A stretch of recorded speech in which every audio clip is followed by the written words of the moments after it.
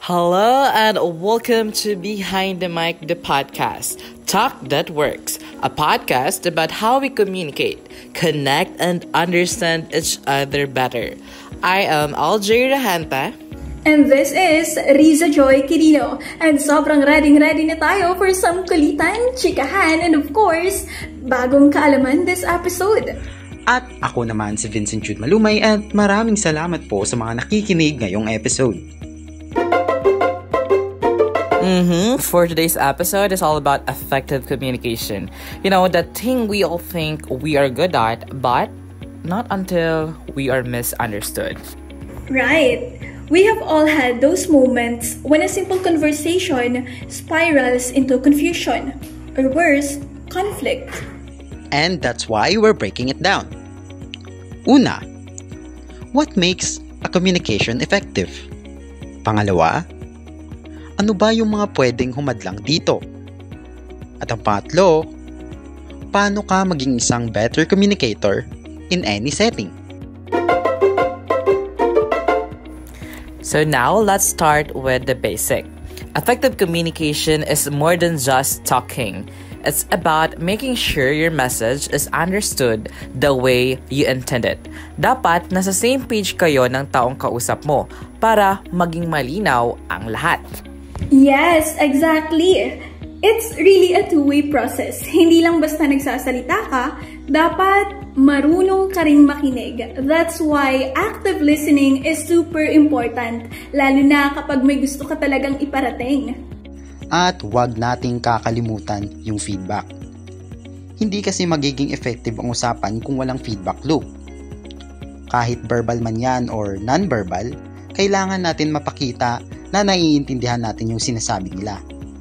O kung hindi man, makaklarify nila ng maayos yung kanilang sinabi para naman magiging smooth yung usapan. So, ano nga ba yung nagpapalakas sa communication? The first one is clarity. Sabihin mo na agad kung ano yung gusto mong sabihin. Mas okay yung diretso para walang confusion. Yes, tama si Riza. Pangalawa naman, ang non-verbal cues. Yung tono mo, facial expressions, gesture, they all carry meaning. You can say, I'm fine, but your face might say otherwise. At ang pangatlo ay ang active listening. That really means ay nagpe-pay attention tayo sa sinasabi nila. Hindi lang basta-basta na hinihintay natin kung tayo na ba yung susunod na magsasabi sa isang usapan. And of course, empathy. Kapag sinubukan mong intindihin yung nararamdaman ng kausap mo, iba talaga yung impact. Minsan, yun lang yung kailangan nila. Someone who tries to understand. Next up is the common barriers to communication. That even with the best intentions, things can go wrong. Now, let's talk about some common barriers in communication. Unang-una, assumptions. We assume that people know what we mean or we read into what they say. Okay, so number 2, distractions. Ang hirap makipag-usap pag yung kausap mo nakafocus sa phone or may ibang ginagawa or iniisip. Parang hindi ka rin nila maiintindihan, di ba? At yung third ay ang emotional interference.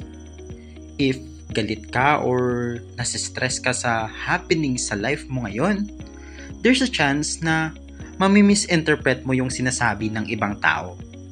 At ang malala pa doon, yung magiging reply mo sa kanila. Whether be magkukos siya ng misunderstandings or mapapaaway ka ng wala sa oras. Guys, let's make it practical. Sa bahay, school, or work, sobrang laking tulong ng maayos na communication. Kahit simpleng group work, gumagaan pag malinaw ang usapan. Tama. At kahit online, where tone is often lost, choosing your words carefully can prevent misunderstandings talaga. In a relationship, it's about building trust. Kaya, say what you feel.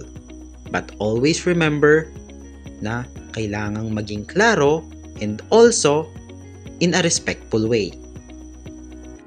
And the best part, skill siya. Ibig sabihin, Kahit sino pwedeng matutong maging mas maayos makipag-usap. Practice lang talaga. Yep, that's it. So here's the takeaway. Effective communication isn't just about talking. It's about connecting, it's clarity, empathy, and the willingness to listen.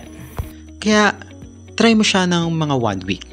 Like, practice ka ng active listening or maging aware ka sa body language mo every time nakipag-usap ka sa ibang tao.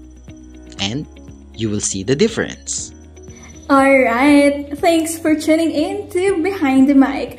Talk that works. Sana may napulot kayo kahit konti and maybe subukan rin ninyong i-apply sa daily conversations ninyo. Malaking bagay talaga siya. Yes, it is really a big thing. Until next time, keep the conversation going.